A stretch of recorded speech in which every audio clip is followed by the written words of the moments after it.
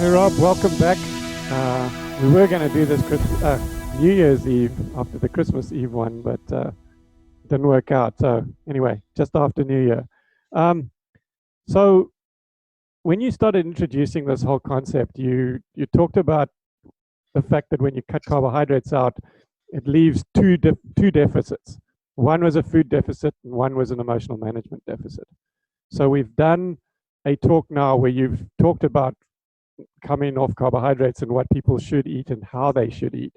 And so now this next one, if I'm not mistaken, is going to now deal with the emotional management system part of the whole discussion. Exactly right, Doug. That's very well put. I think most addictions out there are one-to-one, where you're using a substance to substitute for a dysfunctional or a deficient emotional management system. When it comes to carbohydrates, they fulfill a partial nutritional role and a partial endorphin role. So today we're going to talk about the emotion management system. But before we get into that, I think that from a broader perspective, I use obesity and diabetes and carbohydrate addiction in my own practice to really discuss what makes people vulnerable to addictive behavior. See, one of the things that's always perplexed me is that everybody in this country has equal access to carbohydrates. Everybody has equal access to nicotine or alcohol. Why do some people become alcoholics, some people become fat, diabetic, or nicotine or heroin users, smokers or heroin users? And I've never quite understood this. I myself, as you know, have an out-of-control relationship with carbohydrates, and that is my backstory. So what I've done with my patients over the last 20 years or so, and everything I'm about to speak about in this talk, is really from our observation with our rather large patient group over the last 20 years or so. When we look at the different types of people who come into our office, I've been able to recognize trends and patterns. And that pattern recognition and that trend recognition, after dealing with thousands and thousands of patients at various stages, has allowed me to identify certain pathways and certain patterns that are very, very common to obesity, and others where the pattern is just exclusive of obesity. If a person has this particular pattern, it's extremely unlikely that they have a vulnerability to addictive behavior. And in talking to some of our colleagues, that vulnerability to addictive behavior lends itself not just to obesity or carbohydrate addiction. It is true about almost every addiction out there that we have. And it really just depends on the connection between the person, their vulnerability to addictive behavior, and the substance or the behavior that's readily available or condoned by our micro society at the time. So, as I said, everything I'm going to talk about right now is observational. I don't have a lot of data or proof of this. There are some people that are working on these aspects and certainly the connection with addiction. However, when it comes to the behavioral model, these are anecdotes, these are observations. So I'm going to tell the story about them. This information is not in the literature. It is not peer review driven, but it's observational, as I said. And you know what the funny thing is, Doug, that while I understand bias and I understand the need for science and I understand the need for prospective studies, all the millions of dollars, billions of dollars that we have spent on the science in support of the current national dietary paradigm that you and I know is so flawed, and it's particularly flawed by a bunch of beliefs that have crept in there. So even this nutritional science that people keep throwing in our face as to why a ketogenic or LCHF diet is flawed, we clearly know now in the first few chapters that that's wrong. So if all the science in the world is wrong, how can my observational data also be wrong? This is stuff that, yes, it's not supported by science, but I'm declaring that. And I think that's part of the problem with this whole concept, is that people aren't declaring what they believe and what is truly data-driven. So I'm going to do the best I can in this. So to move on, understanding the vulnerability to addictive behavior will help us to understand how the obesity and diabetes epidemic evolved. And in essence, let's talk about the evolution and the development of an emotion management system. As a society, over the last 100, maybe 200 years, we have spent more and more time and effort in helping our children to become successful, to be achievement-driven, scholastically, on the sports field, from a societal perspective, everything is geared toward results. Everything is geared towards success and achievement and being better and being wealthier and being a winner. And while these are very laudable traits and they've made us a great nation in this country, at the same time, when you spend a lot of time and effort at being successful and being the best you can be, that generates a huge amount of emotional distress. It generates anxiety and stress and sometimes depression when things don't go that well.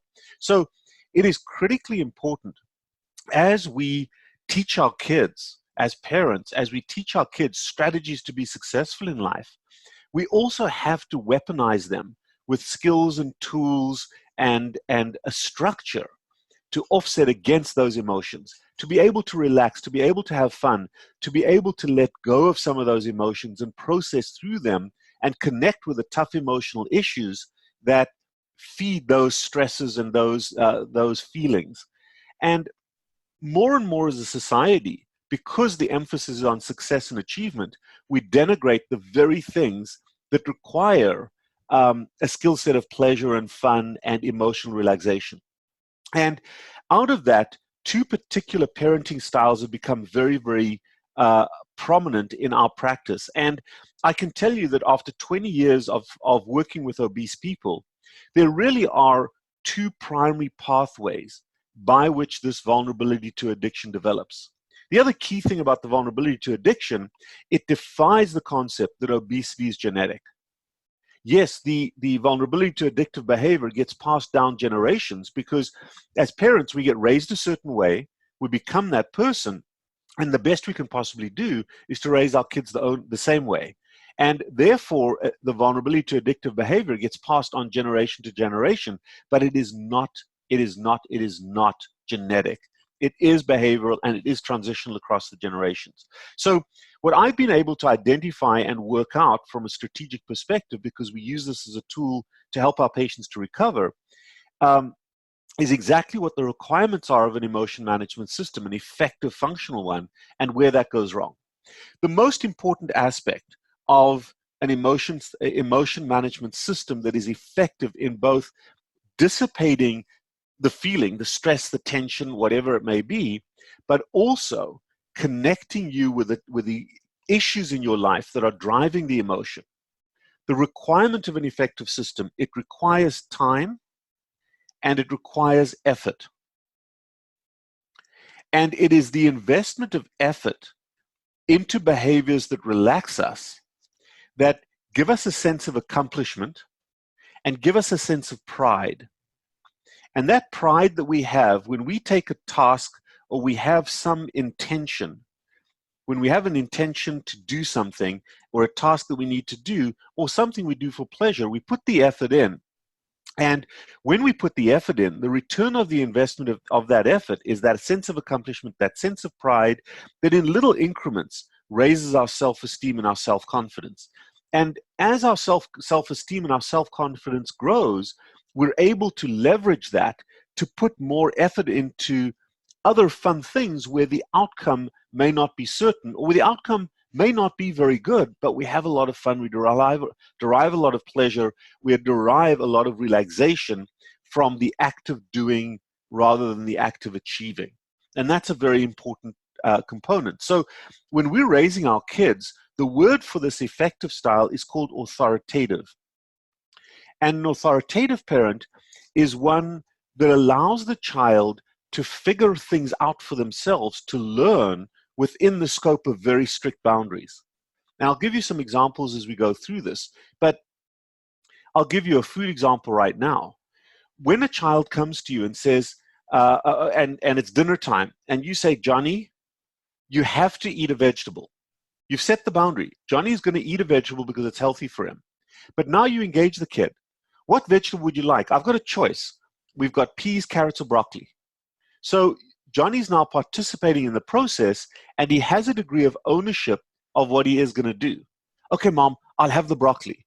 So you put the broccoli down in front of him, and he starts to eat the broccoli because it's his broccoli. He's into it. Halfway through, 3/4 of the way through, he says, Mom, I'm full. I've had enough. Great job. Off you go and play. Now, he didn't finish the plate, but he put in the effort. and you want to praise the effort, because Johnny leaves that table feeling really good about the fact that he chose the broccoli and he ate as much as he possibly could and he did a good job. And that raises his self-esteem and his self-confidence, and he leaves that table having relaxed mentally and nutritionally and done well. Where does that go wrong? Well, it goes wrong from two perspectives, okay? Remember that part of developing an effective functional emotional management system also means that you provide the child the ability and the structure to put that effort in. So the first group of people where this breaks down are what I call the hedonistic or permissive parents. And those are parents who have all the intention and all the commitment to doing something, but somewhere along the gap between the intended task and actually putting the effort in, they go sideways. They kind of have a Nike problem. You know, the Nike slogan is just do it. Well, the problem with these folks is they just don't do it. So, for example, this would be a kid who, hey, Johnny, I want you to eat broccoli. Okay, Mom, I'm going to eat the broccoli. But you know what, Mom? There's pizza in the fridge. Why don't I eat the pizza tonight, and I promise you tomorrow I'll eat double the broccoli. And obviously, tomorrow never comes, and Johnny never ever puts the effort in, and he doesn't get the emotional return of the investment on that effort. I'll give you another example. Johnny comes home, and he's got a math test tomorrow. And I'm really going to study hard today for that math test. I'm going to put that effort in. I'm going to get an A. I've got to get an A for this class. But you know what? There's a cool show on TV tonight. I'm going to watch that, and as soon as the TV show is done, I'm going to study for my math test. And right after the TV show, you know what? I listened really well in class. I know I can get a C for this. I've got another test next week. I'm going to study really hard for that. I'll bring my test up to an A grade. And they've got all the intent in the world to do the task, but there's just no structure. There's no transition of intent to effort. So what those kids do, they never put the effort in. They never get the return of the investment of effort. They never build up self-esteem and self-confidence because they don't put the time and the effort in. And they always transition to something that is inanimate, something that requires no effort. And that's usually the consumption of a drug that's readily available to them. And if carbohydrates are everywhere in our house, we readily fill that gap that is left by the ROI of effort with sugar and starch with carbohydrates. On the flip side of that is the authoritarian family. Now, the authoritarian family have an equally deficient or dysfunctional or eroded sense of self. The permissive family never ever develops a functional emotional management system because they never ever structure or put effort in. So there's a void of structure. On the other side of the coin, the authoritarian parent is one who has tremendous structure, but the authoritarian parent wants their child to do as well as they possibly can do. So they set ridiculous expectations for their children. Okay, so they set the bar extremely high, and the kid puts a ton of effort in, puts a huge amount of effort in, but no matter how much effort the kid puts in, they're always falling short of some ridiculously unattainable standard.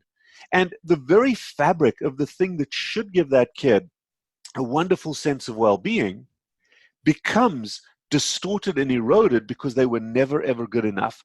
So those kids, the effort that they put in has no value.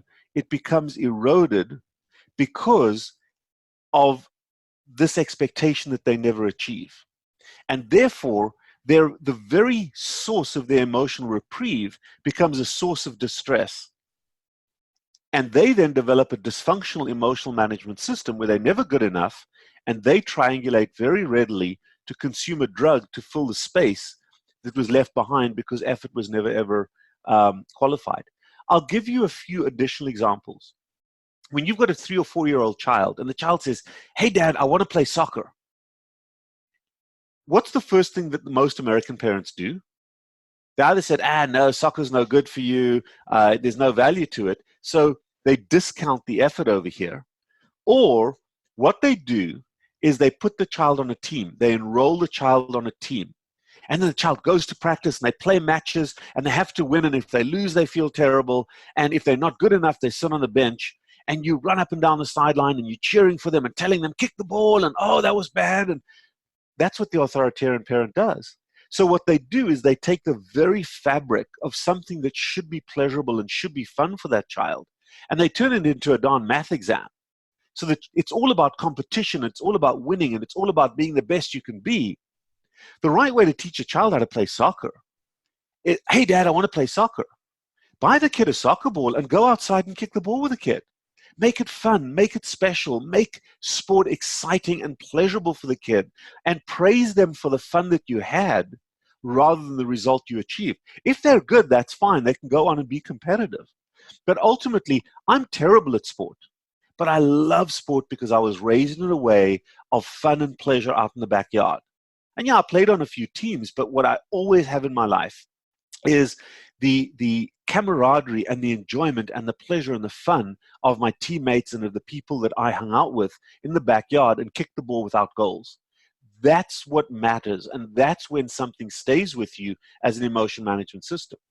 Or if your kid comes home and says, hey, Dad, look, I painted this picture for you. Oh, that's beautiful. That's fantastic. I'm going to frame it. I'm going to hang it up on the walls. You praise the result. And then when that kid goes off to art class and he meets real artists and the teacher says, my God, it looks like somebody threw up on the canvas. You know, this is terrible. And then the kid feels all deflated and feels horrible about the real pleasure that they should have got from art. And they lose that as a skill set. They abandon that because they're not good enough. So the authoritarian parent creates an atmosphere of dysfunctional emotional management system because they continuously erode the effort that the child puts in by not granting or by not praising the effort, but underscoring the fact that it wasn't good enough. I'll give you an example, the two examples that I've used so far. This mom will say, hey, Johnny, come on over here. You've got to eat your broccoli. It's healthy for you. Oh, Mom. Johnny, sit down and eat the broccoli. Very, very tightly structured. So Johnny sits down. He starts to eat the broccoli. 20 minutes later, he's like, strangled that broccoli down. Look, Mom, I finished my broccoli. Well, hell, that took you a long time. No matter what he does, he's never quite good enough. Or, hey, look, Mom, I studied really hard for my math test. I got an A. I came second in the class. Well, what question did you get wrong and who came first? And that kid never, ever builds up a sense of pride and self-esteem. There's continuous erosion of his self-esteem and his self-confidence. And what do? They turn to the nearest inanimate thing to make them feel better. And how do they discover it? How do we become alcoholics or smokers or fat people? Well, here's the way that happens. When one of these two parenting styles has resulted in a deficient or a dysfunctional emotional management system, now you've got this huge void. And what then happens is you get exposed to your substance of choice. For example, we talked about imprinting. There's a lot of fetuses whose parents in the previous generation used a substance to deal with stress or to deal with boredom. And that's already imprinted on that child's memory, in that child's subconscious memory. So when that child is then exposed to a carbohydrate or exposed to smoke or exposed to alcohol, it triggers that memory. And the child then adopts the same emotion management system as his or her parents. But what happened, and that occurs to a certain extent, but really what happened in terms of obesity and diabetes is this. In the 1950s, very altruistically, we were concerned, as I've said before, about people dying of heart attacks and strokes. We believed that the fat we were eating was clogging up our blood vessels. So as a society, we began to remove fat from our diet.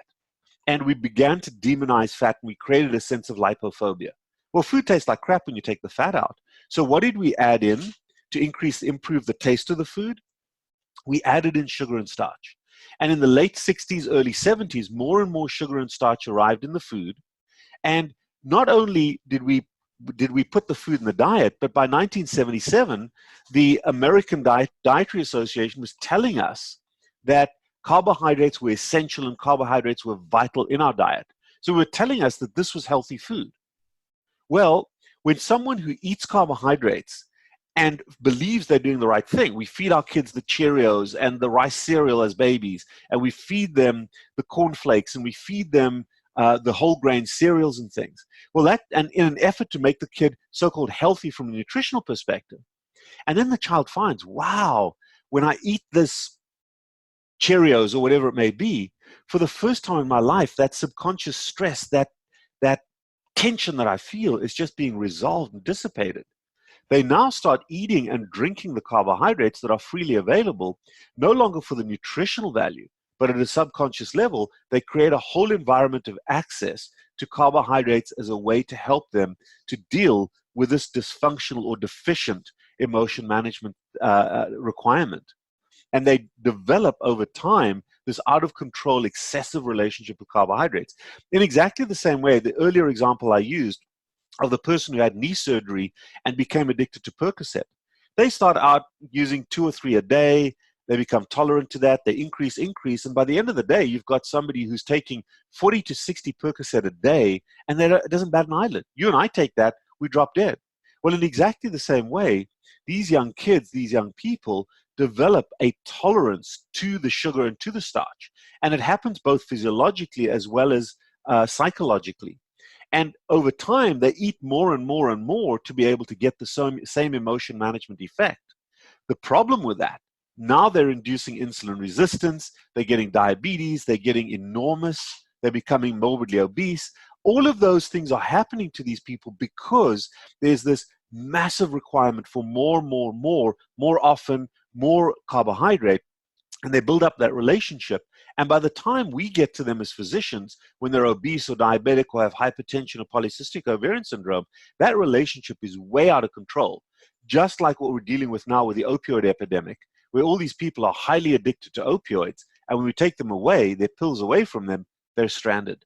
So it is critically important, if you are effectively going to manage your diabetes and obesity using LCHF, which is basically the removal of carbohydrates, that you find an effective and develop an effective strategy to replace those things. So let's look at the second part of this discussion. What is the endorphin system, and why is it important for human beings? Well, the endorphin system are a bunch of chemicals in the midbrain that get activated by certain behaviors and certain substances. We talked about time and effort, and we also talked about drugs. Okay, the endorphin system functions really from 2 perspectives.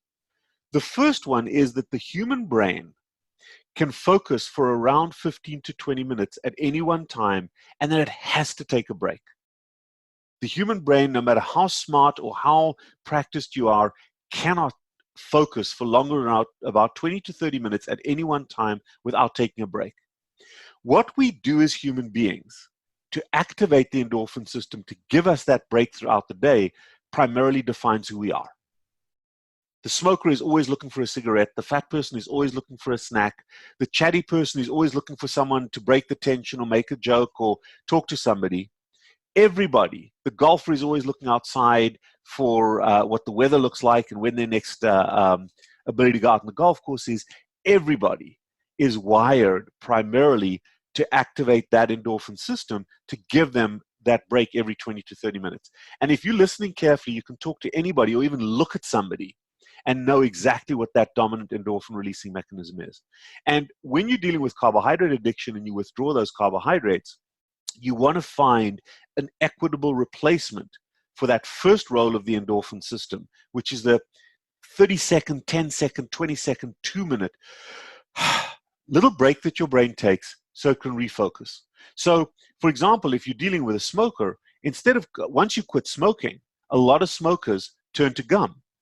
So the gum replaces the nicotine and the act of smoking as their endorphin management system to help them through that transition. In the same way, for example, in my life, when I was fat, I used to drink a case of Coke a day. Now, I never really drank that Coke. I'd sip on it here, sip on it there. After every patient I saw, I'd have a few sips of Coke and maybe a few handfuls of M&Ms.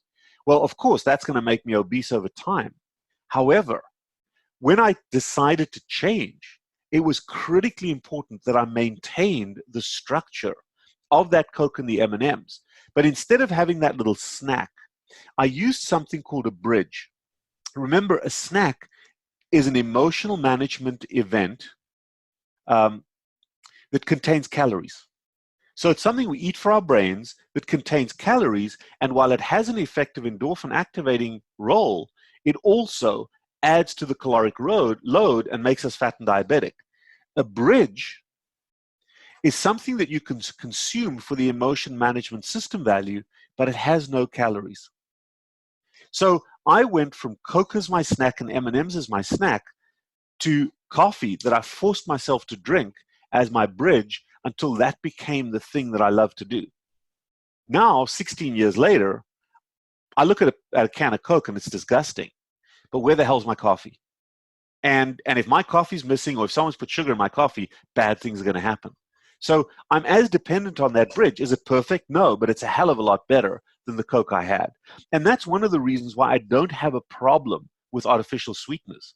If you can use artificial sweeteners in a drink to create that bridge, so you're not drinking a Coke or a soda or whatever else it may be, and that's the way you transition, it's a hell of a lot healthier for you to develop that bridge item, even if it's not perfect. We don't all have to drink water. The main reason I drink is not for hydration. It's for my emotion management system. In fact, right here, if you look at this, that's something called Clear, sugar-free substance. And guess where? It's right next to me because I'm not drinking coffee at 10 o'clock at night. But it's right there. It is my friend. I can see it. And every time I look over to it, my brain takes that little break. So the endorphin system, the first role is to give us what I call an MCM. It's called an MCM. MCM is a mind cleansing moment. It's just that little windscreen wiper on my brain so I can refocus. The other value of the endorphin system, the secondary value of the endorphin system, is to help us to deal with sudden, expected or unexpected emotional upheaval in our lives. Those are the anxiety, the stress, the tension, the depression, the anger, the fear, the sadness, the boredom, the pleasure. We all need things that we can do to mitigate against those things, against those feelings that require time and effort. What the fat person has done is created a whole environment whereby they're snacking and having larger portions of carbohydrates, or sitting there with a whole bag of chips or a whole bowl of chocolate and just eating them continuously as part of the escape, in exactly the same way that an alcoholic might sit with a bottle of Jack Daniels and drink after drink after drink, no longer to just dissipate the feeling, but to soothe, to numb, and to obliterate the emotion. Now, here's where it's dysfunctional. The problem with drugs is that they are a wonderful source of immediate gratification, but on the back end of that drug comes negativity, harm, and guilt. If this is your emotion, you have the drug, it obliterates the emotion, but it leaves you deficient in terms of being able to process the issues that are driving the emotions. I'll give you an example of how this should work, okay? In my life, if I've had a fight with a colleague at work, for example, I come home, I'm distraught about it, I'm all stressed out about it, I put a leash on my dog, and I take my dog out for a walk. That walk has a time component and it requires effort. So I'm walking. Physical activity is a very powerful endorphin activator. It's not intense exercise, but just the walk is relaxing me, putting me in a meditative state. So it dissipates the emotion. But on top of that, because there's a time component, the issue of the day can bubble up into my head, and I can process that tough emotional issue far more effectively while I'm on the walk. And by the time I come back, I'm relaxed, and I've got a way to deal with the emotional, to deal with that emotional issue that's been troubling me. And I come back with a degree of emotional buoyancy. If I'm an alcoholic, I come home, I've had a fight with a colleague, I down a bottle of Jack Daniels, and I pass out. I've obliterated that emotion, but I've suppressed or not dealt with the issue. Now I've got the whole collection of issues that I'm suppressing, and I'm not processing through them. So I become less and less effective as a human being. When I develop skills that are required to manage those emotions, requiring time and effort, I build up a repertoire of things that dissipate and allow processing, and I become a much, much more effective human being. But here's what fat people do to defend themselves, or drug addicts in general. What we do is we love to say that we're too busy. I'd love to be able to go for a walk, but you just don't understand. I'm too busy. It's raining outside. And we create this environment where we're so busy taking care of other people's needs that we don't have enough time for ourselves. Now, a busy person will make the time if we're raised with an effective balance. But the most common thing I hear, oh, that's easy for you to say, but you don't understand. I'm taking care of the kids. I've got 2 jobs. Blah, blah, blah. And what happens is we develop a whole paradigm where we create or adopt a defense mechanism, which is called self-sacrifice. Okay? Self-sacrifice is where we're too busy to take care of our own emotional needs through something that takes time and requires effort. Therefore, we justify and validate to ourselves that it's okay to use an instantaneously available drug that requires no effort. I was just too busy. I had to have that snack. In fact, if you think about the way that fat people or drug addicts handle the dysfunction, which they know is not a good thing. Every obese person pretty much knows that a tub of ice cream is not a good idea to eat. So how do we distort reality to give ourselves permission to eat that? I use the oxygen mask theory when I talk to my patients. The oxygen mask theory goes this way.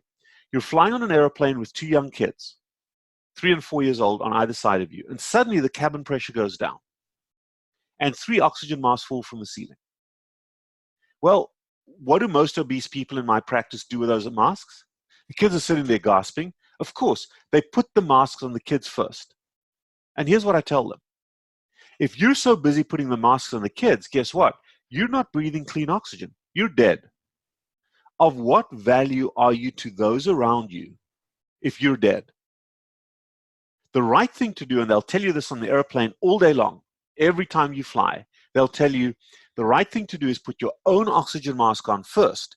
And when you breathe in clean air, you're much more effective at helping those people around you. So the first person, the person that puts the oxygen mask on everybody else and dies themselves, is that self-sacrificing person. What we really want our patients to become is self-indulgent, where they're aware of everybody else's needs, but they learn to say no. They learn to put other people's needs on hold so that they can take care of themselves. That's not selfish.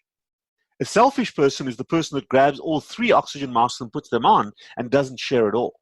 Very few of our patients are selfish, but it's critically important that you become self-indulgent. You breathe your own clean oxygen, and if you've taken care of your own emotions, first and foremost, and relaxed your feelings, you become much more effective and much more efficient at helping other people to deal with their own issues. Otherwise, you are going to confront other people from an emotion to emotion perspective, and it ends in chaos. And the chaos is right over here where you don't have an effective emotion management system. So, for example, if you've had a rough day, come home and go for your walk, go potter around the yard, relax, blow off steam, and you're going to be far more effective at coming home and dealing with your family at home. If you walk through the door and you're all stressed out, you bring your own stress back, and the kids come up to you and all you want to do is lay down on the bed and relax, then you get angry and you start yelling and shouting at the kids, or you send out a tweet. Oh, no, that's somebody else that sends out a bad tweet. But the point is that we become reactionary to what triggers our emotions rather than relaxing our emotions first and dealing with the issues. The kids want to see you. They're excited to see you. Why get angry at them? But that's what we do. We turn on the people around us when we're self-sacrificing, or we turn on ourselves and we hurt ourselves. What do we hurt ourselves with? With drugs, whatever's readily available. So part of the healing process for our patients is to abandon self-sacrifice as a way of life and cultivate self-indulgence. You'll always be there for others. But if you've taken care of yourself first and you've done something that required time and effort and you've got emotional buoyancy, you're far more effective at helping people through their own issues and being more effective at helping those around you. So let's move on to a couple of other aspects of the endorphin management system. the next thing I'm going to do is draw for you what most people's lives look like each day.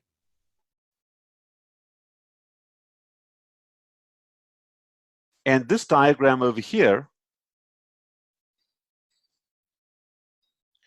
is what most people's day looks like. So an effective person wakes up at a predetermined time. If that's waking up and this is leaving the home, let's say to go to work. We wake up, we all typically know when we should wake up to give ourselves enough time in the morning to get ready.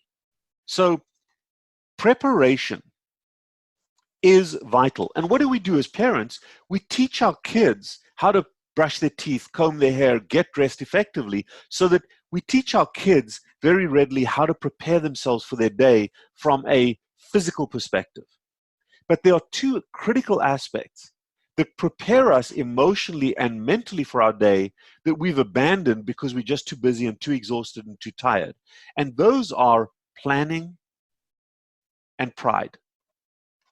It is critically important that a healthy person from a mental health perspective incorporates and practices these two strategies, as well as the physical preparation of getting dressed, putting on your makeup if you're a female, combing your hair if you still have any, whatever that may be. But if you leave enough time between waking up and leaving the house, and you ritualize a few events that make you feel good, that are there for your emotional relaxation so that you can walk out of the house with emotional buoyancy, you're going to be much, much more tolerant to stuff that comes your way. So I'll give an example in my own life. I typically know what time I have to be at work, and I know how long it takes me to cover these three bases. Getting ready in the morning, this takes about 10 to 15 minutes to shower and get ready.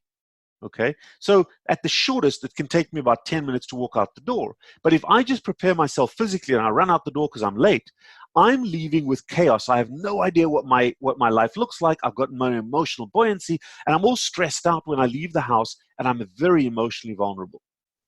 But if I take a little bit of extra time, if I wake up a little, half an hour early, and if my wife's not home, if I make my bed, it takes a few seconds to make your bed. Nobody cares whether you make your bed or not. But just pulling those covers up, it doesn't have to be perfect, gives me a sense of pride and a sense of accomplishment. It's a silly little thing, but it just makes me feel good. And not only does it make me feel good in the morning when I've done it, when I come home tonight and I look at that bed that's been pulled up, I've got a second sense of pride. Quite frankly, even me just talking about it right now makes me feel good because I know I made my bed this morning. It's a silly little thing. It's a tiny, trivial little thing. Nobody cares, but it makes a difference. Then I make myself that cup of coffee, and and these are rituals in my life. I'm not saying do exactly this, but develop the same strategy. That first cup of coffee allows me to think about my day, and I can plan. It takes 5 minutes to know what I'm going to do, and it lessens the chaos. If I know what my day is going to look like, at least by intent, then I can handle and plan for how I'm going to get through my day. And then the final thing I'll do is I take my dog for a walk.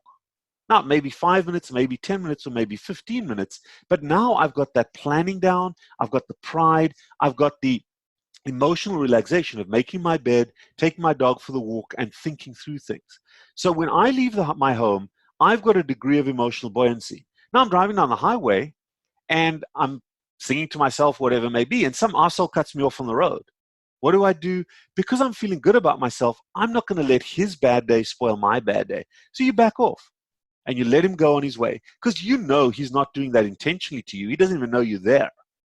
But if I've had a bad morning and I haven't prepared myself and I walk out of that house with chaos and no emotional buoyancy, and some asshole cuts me off while I'm driving, I get in his face and I get angry at him and I start yelling at him because I take what he did to me personally, and it becomes, now I've taken on his emotional distress, made it mine, and through the day I have to deal with it. So those are two completely different scenarios, or same scenario, handled two completely different ways based upon the rituals and the planning that you do first thing in the morning. The next thing is, at work, for example, for me, I'm a physician, I'm seeing patients all day long or operating. I've got periods of time where I have to focus very intensely. And then remember what I said about every 20 to 30 minutes, I need to take a break.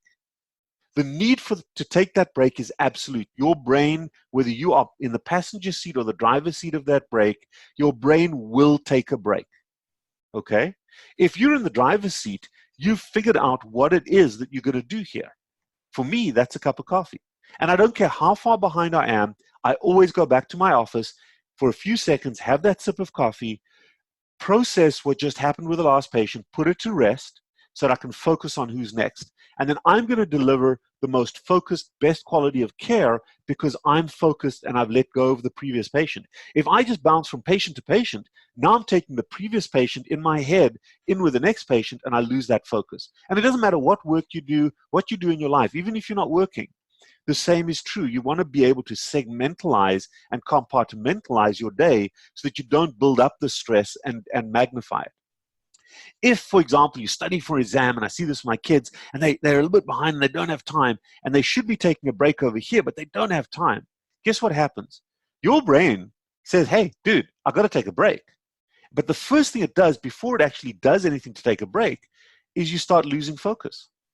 And you lose focus, you become irritable, your attention deficit comes in, and then your brain takes a break. But once you've lost that focus, it is impossible or incredibly difficult to get back onto a plane when you're focusing. If you are intentionally ritualizing certain breaks, like my cup of coffee that I'm sipping on, every segment over here can be about as high focused and about as effective and as efficient as you can be. And by taking those little mini breaks about every 20 to 30 minutes, you become the most focused, most efficient worker, even if you're a little bit behind. So the student who's studying for exams and takes a break for a minute or so every 20 minutes is going to learn and retain and be far more effective at studying than the student who sits there in a flat panic and tries to do 3 hours of study. And that in large part is where the attention deficit comes from, is by depriving us of an effective emotion management strategy or using a drug called carbohydrates to manage those moments, where we get this tremendous rush of sugar.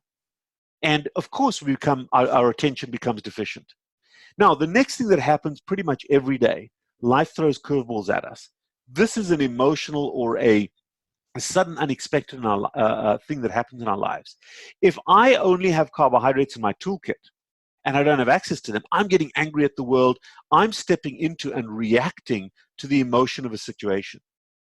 If, however, I've got strategies just to relax and dissipate that, I'm going to not react, not step into this. I'm going to step away from whatever that event is. Now, obviously, if my house is on fire, I'm going to put the fire out. But for the most part, if something unexpected happens, what I want to train myself to do is to step back from it, go for a little walk, go and make that cup of coffee, have a conversation with somebody, say a little prayer, walk down the corridor and not step on the cracks on the linoleum. Silly little games that you play is that distraction. Allow yourself to relax and think through the issue before you then respond to the issue rather than reacting to the emotion. I'll give you a classic example of somebody who did this really, really well. George Bush, the little George Bush, W. On September the 11th, 2001, where was he? He was in Tampa, sitting in a schoolroom reading to a class of, I think it was 5th graders. And what happens is somebody comes in, taps him on the shoulder, CIA comes in or FBI comes in, taps him on the shoulder and says, dude, a couple of planes into the Twin Towers, they're about to hit the Pentagon. What are you going to do? Well, what did George Bush do? Horrible, and just mind-blowing news. Can you imagine being the president and getting that news? You know what George Bush did? He said, thank you, and he carried on reading.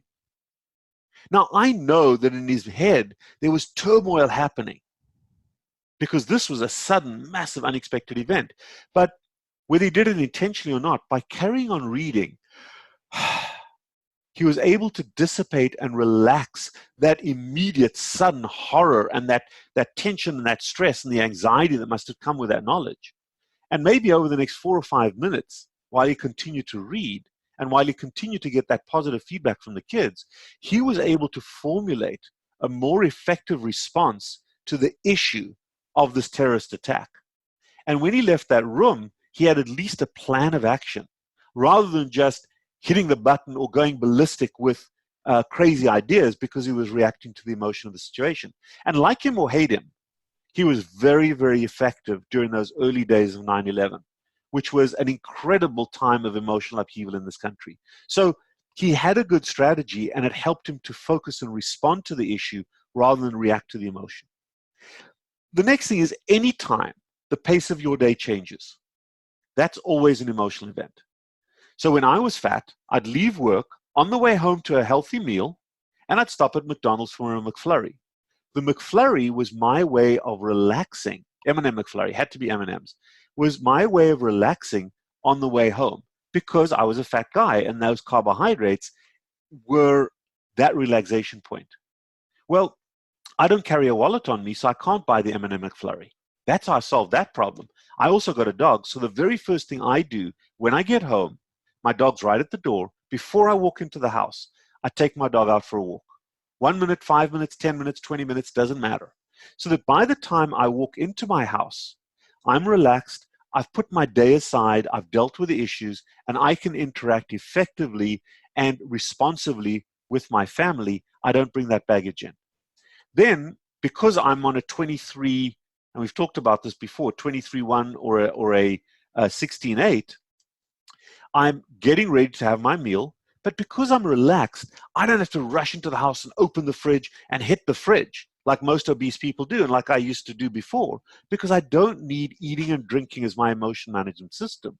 I can now sit down at the table and have a healthy, low carbohydrate, high fat meal, which I'm actually going to do right after this podcast. Haven't eaten yet. Been for my run, taken my dog out, haven't eaten yet. And I'm totally fine. I'm not hungry because I'm in ketosis, and I don't need it for my emotion management. So then what I'll do is I'll have my meal. At the end of the meal, we'll do the dishes. My wife and I may play a game of cards. We may watch a little bit of TV. We certainly aren't snacking here.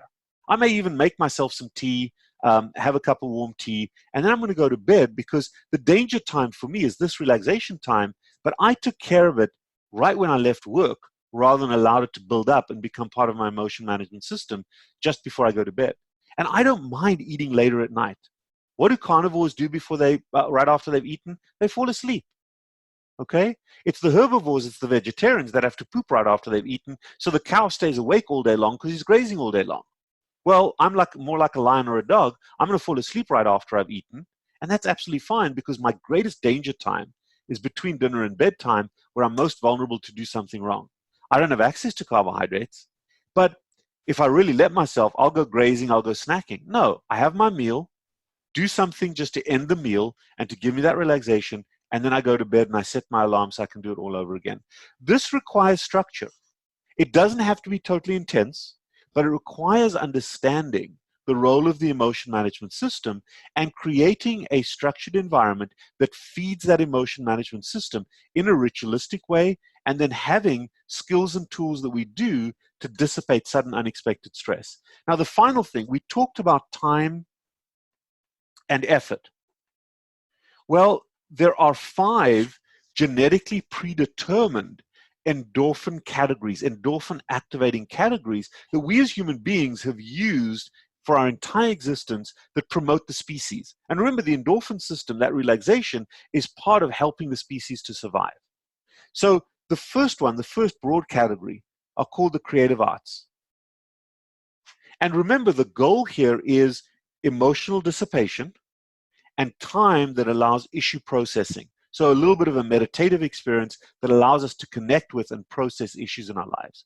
The creative arts can be anywhere from fashion to gardening to music to reading to writing to poetry to singing, any of the creative arts. All of us are wired a little bit differently, but find and develop a passion and ritualize that. It may be putting some music on when you're driving in the car and just singing to it on the way home. It might be going to the yard like I sometimes do at night, just pottering around. My yard certainly doesn't need me because I screw it up. But I love to be in the yard because that's part of my emotional creative arts relaxation. That's my gardening. It could be anything for you. The second one is what I call meditative spirituality. Spirituality in its narrow confines is a connection with a higher power. Spirituality is not religion. Spirituality is not going to church, mosque, or synagogue. Spirituality is a connection with a higher power where there are issues that you're dealing with that in a moment of meditation you can throw out like noise. I call it radar. You throw out the noise. You're not sure what to do about something. You throw it out. You share it in conversation with a higher power. Some people call it prayer. And just like radar, what comes back when you throw sound waves out is a picture of clarity. And if you have clarity about how to handle an issue, It's dissipated the stress and the tension around it. So we use a spiritual connection, but a spiritual connection might be yoga. It might be part of just going for a walk. It might be that space when you're reading your book and you stop reading the book and your mind kind of processes and goes into that meditative experience and then returns to the book. That's what meditative spirituality is about, but it requires time. The third one is physical activity. Notice I'm saying physical activity, not exercise. You may ramp it up to exercise, but for me, exercise is kind of a dirty word. It's hard work. But physical activity is something that gives me pleasure. It requires effort, it requires time, it gives me pleasure. Whether it's walking with my dog, whether it's going for a run, it doesn't much matter. It's within the confines of what I'm capable of doing. And it allows me to do two things. It's a very powerful endorphin activator, but it also gives me a time component that allows me to process stuff. The fourth one is the most difficult one. Everybody says, oh, I'm really good at this. Most people are not good at this. It's called human connection. And the reason why most addicts are not very good at this is because, by definition, addicts have a poor sense of self and a poor self-confidence. And it's very, very difficult to be empathetic, which is a requirement of effective human connection, when you don't feel good about yourself, because you're very protectionistic of yourself. The first part of human connection is, before you interact with anybody, is to put yourself in their shoes and ask them, if I said this with the way I say it to them, are they going to see it the way I want them to see it? Or is their perspective on what I'm about to say completely different? I may be dead right in what I'm about to say. I might feel I have to say something. But the person receiving the information, the person on the other side of the conversation, may see it in a very different way. So if you put yourself in their shoes before you actually talk about it, before you offer that opinion, very often you realize they're not going to see it the way I see it. And then it may not be that important to say it. So we learn to let go. We learn just to dissipate what you have to say. You learn to move on from it rather than feeling compelled that you have to say this to somebody. So empathy is a critical part of that, both in terms of what you offer to the other person, but also empathy allows you to interact with other people by asking them a question and then carefully listening to their response, irrespective of what their response is. Maybe offering a little bit of guidance, but for the most part, just being that receptive listener and allowing the other person, who's probably going to be a smart person, pretty much most people are relatively smart, but they're going to figure out themselves as long as they can use you to talk to. So you want to become that careful listener to allow them to sort their stuff out. At the same time, someone who is an empathetic listener allows people to share things that they may consider to be relatively vulnerable. They're able, and you create an environment where they can be vulnerable, because that's really what we're sorting out. And vulnerability, when you are able to expose vulnerability, it forms the tightest connection between two people.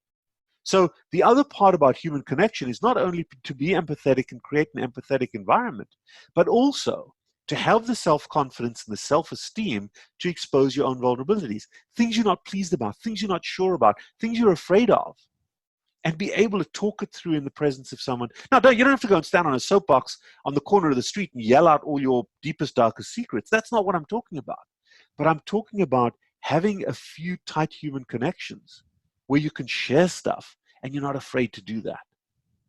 Most obese people are continuously justifying, validating, and defending, and rationalizing, and minimizing, and trivializing their actions all the time.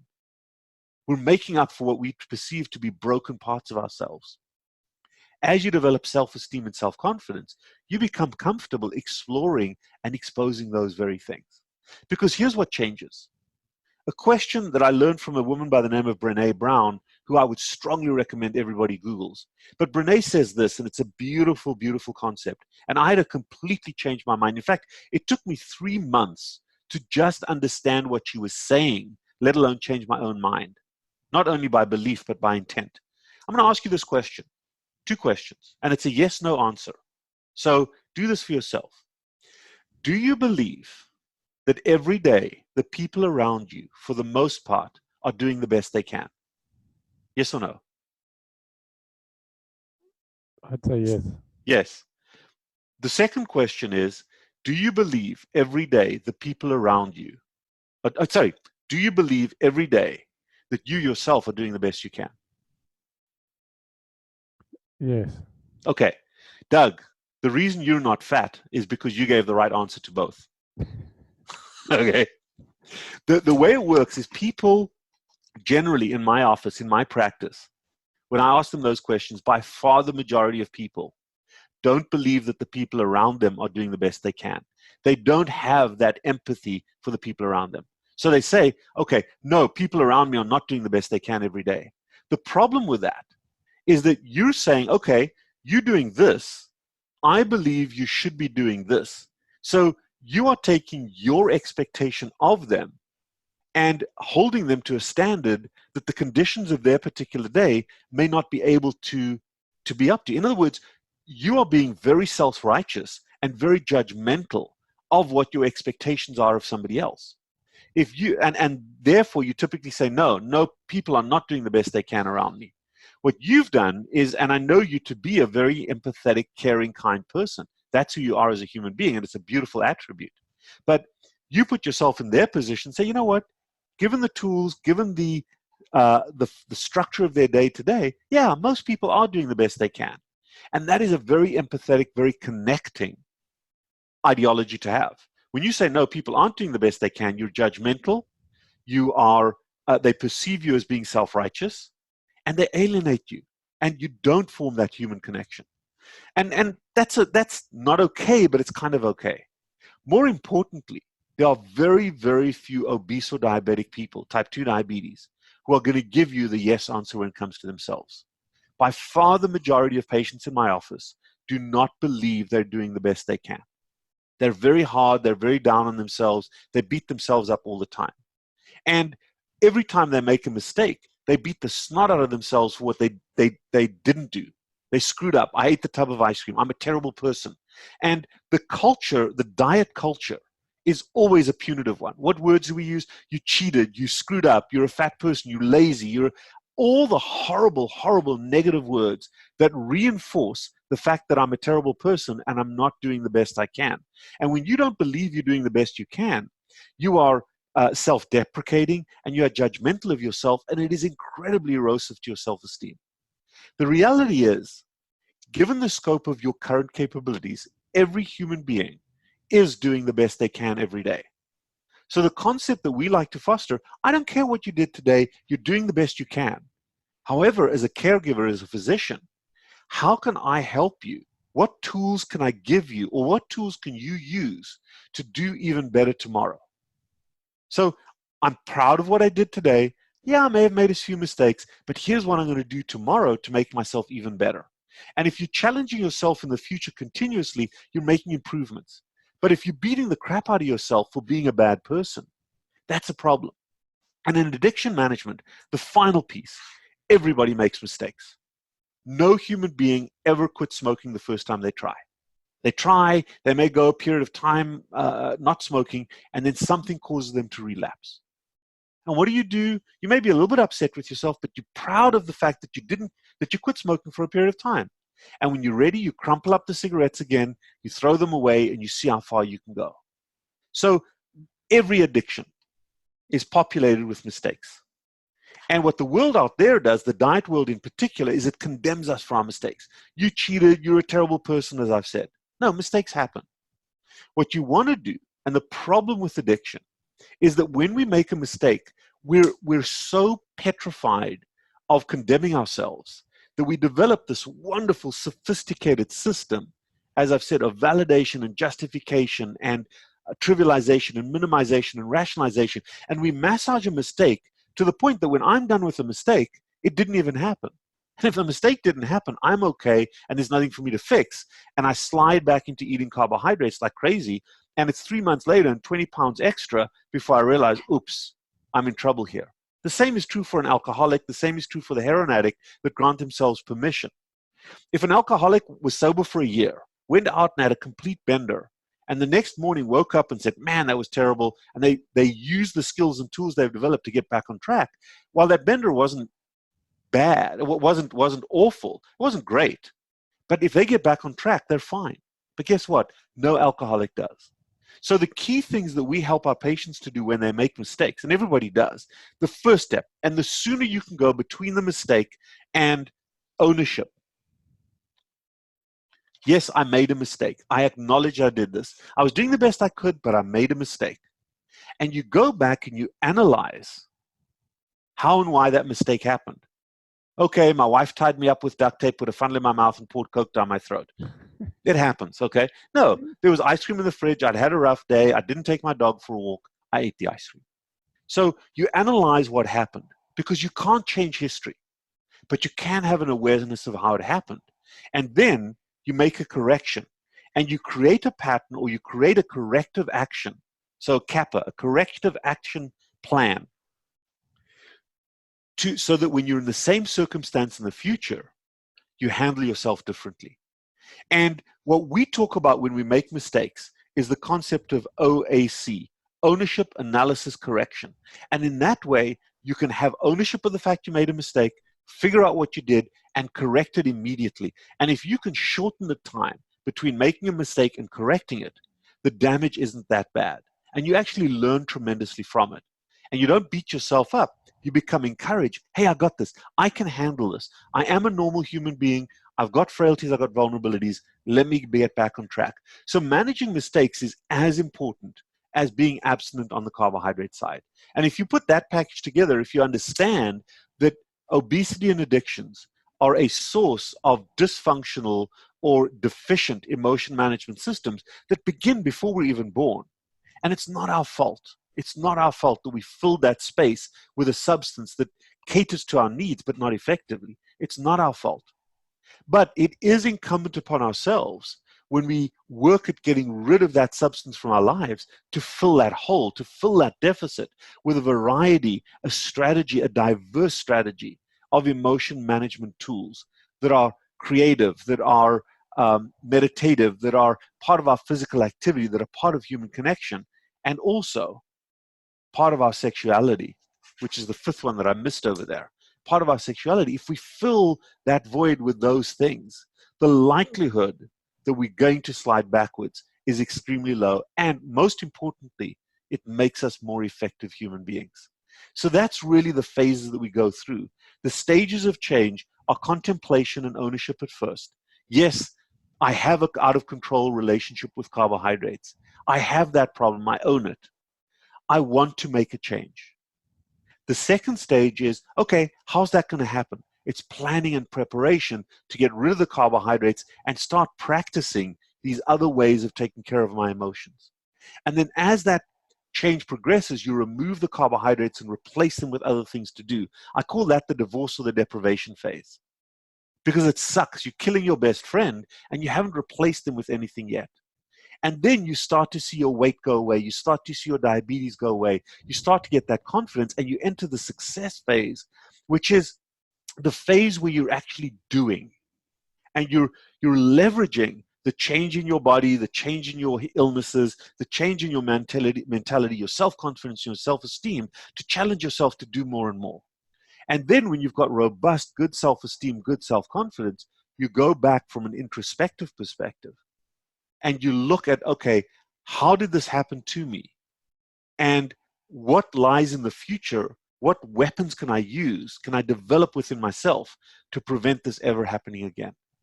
And that, again, is the process, the stages of effective change. There's a guy called Prochaska Group in Connecticut that wrote this about smoking, but it applies exactly to any addiction. The 4 stages of change.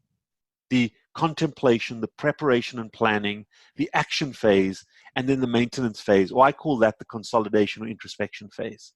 And that's the way you prevent yourself from going back. And that's what it takes.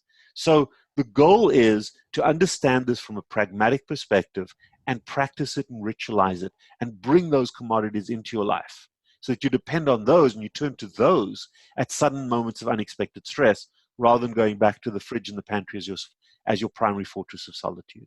And that is our conceptual management of the emotional aspects of an obese person. Hopefully that makes some sense to you. Yeah, absolutely. So just to go back, like right in the beginning when you were talking about it's something taking time and effort Yes. in doing something to um, achieve some sort of pride, and in the process develop um, increase your self-esteem. You were referring almost exclusively to children there. I'm assuming that um, it's pretty much the same thing for an adult as well. Yeah, exactly. I use this as a way to talk about where it evolved from, because we learn our emotion management skills in the first 4 to 5 years of life. Okay. Okay, that's where we develop that structure. And if parents were raised without that, they're most likely to do the best they can, but raise their kids without that. But we raise our kids in a certain way, and we as adults become that person. And then we raise our own kids that way. So Right. it starts in childhood. Now, there are a few places where some people lose their emotion management skills. But typically, it's because they have one dominant thing.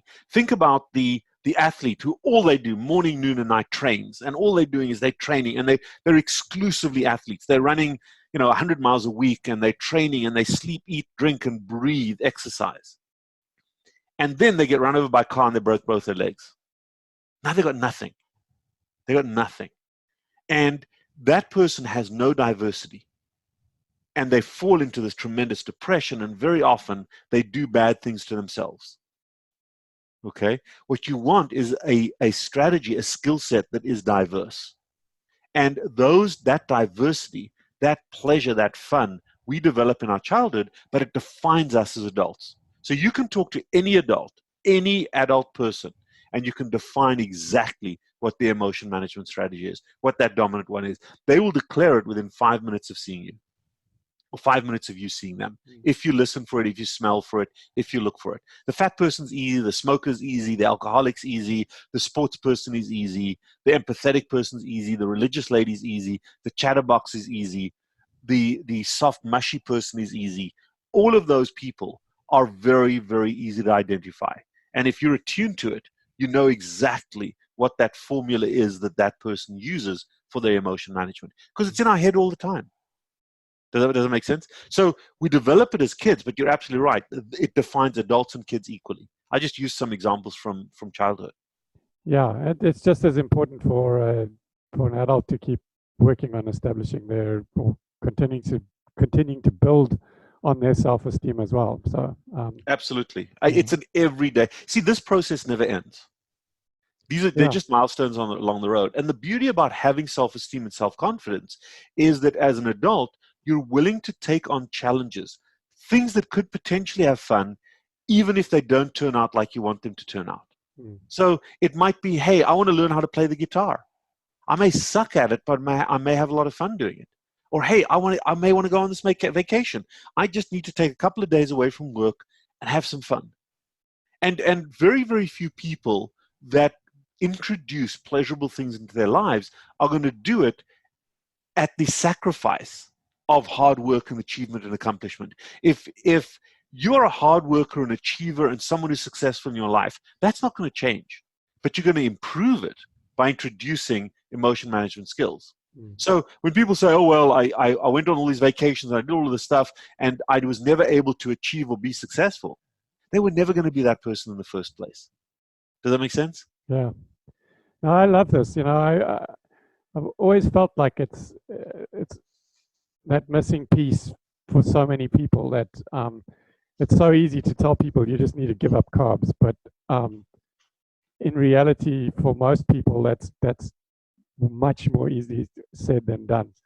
And I've tried to introduce speakers that talk about addiction, at our conferences, but till now, they've always focused on addiction itself and not how to actually manage it, and how to actually, in reality, for real people, how they should actually beat this. Right. And I think, Doug, it's very important to have people like Nicole Avino. She's excellent in talking about what addiction is. Right. What I talked about right now is not what addiction is. What I talked about is who is vulnerable to addictive behavior. And In other words, how they can fix it. You know? Correct. Who's a potential victim? And if you are a victim of addictive behavior, what do? Everything in biology is about homeostasis. And homeostasis is all about balance. It's the yin and the yang. So every action has to have a reaction. So when you remove something from your life, you have to replace it. But you got to figure out what its role was, both positively and negatively, in order to replace it effectively. And that's why we start with the point that carbohydrates are one of those unique substances that actually have dual roles, a nutritional role and an emotion management role. Right. But if you just focus on the removal of a drug from your life, of course you're going to relapse because you've got a total void on the other side. And that's what every diet's about. Every diet is some formula of caloric reduction. And it's a deficit. They're taking away your emotional management system. At the same time, you can lose weight all day long. You can treat your diabetes all day long. Unless you address the cause, which is the addictive drive, you're never, ever going to be effectively changing this. I don't know if I've used the analogy of the polluted river. The way I look at, I've used that analogy. Yeah, one of your previous talks, you spoke about that. And that's something we talk about a lot. And that's, you've got to address the cause. So many people address the result, which is the diabetes or the weight. But you've got to look at the cause. Yeah. I mean, there was, for example, the outcome of addiction, or the outcome of a deficient or a dysfunctional emotional management system has 4 different stages. And different people arrest at different stages. So you've got normal, you've got addiction, you've got obsessive compulsive behavior, OCD, and those are the people that are beyond addiction because they are compulsive. Now, addicts can be compulsive about their behavior, but someone who's got an obsessive compulsive behavior, it's a form of escape. It's a very dysfunctional emotional management technique. And then beyond that are people that escape from reality because they don't have the skill set to deal with awful things that happen in their lives. What's that called? PTSD. Right. So the spectrum goes normal or diverse emotion management system, addictive behavior, which is an out of control relationship with a dominant pathway and a deficit of others, obsessive compulsive behavior, and then PTSD. Right. And every one of those is basically a flawed way in which we raised our children. So everybody goes to war. Everybody sees horrific things in war. Some people can get over it and come back and normalize in society. Other people bring that burden with them and carry it with them all the time. Right. The only difference between the two, it's got nothing to do with intelligence or wealth or experience or anything else or how horrific the situation was. What it's got to do with is what was your skill set of emotion management strategies going into that scenario, into that arena. And the one thing that nobody teaches soldiers, in fact, we deprive soldiers of effective emotion management strategies. Here's one quote that I use a lot, and I forgot to bring it in. And we talked about the difference between most diet programs. Let's take Weight Watchers and what we do. And it's this. Failure is not the opposite of success. Failure is a part of success. And we all screw up. It doesn't mean we're a failure. Right. It just means we have to learn from the mistakes we made and make the corrections going forward. And a large part of this, because the goal is progression, not perfection. Yeah, that's so important. And that's something I tell to my patients, especially the authoritarians. They're striving for perfection. They're striving for that home run every time. Most baseball games are won with a few singles that score rather than a home run every time. Right. Yeah. Yeah, it's getting guys on base and then moving them to the next base. Yeah. And sometimes they get out, and you've got a few attempts at it. Yeah, so but every now and then someone gets in, and slowly you chip away at that target. Exactly right. Yeah, that's what it's about.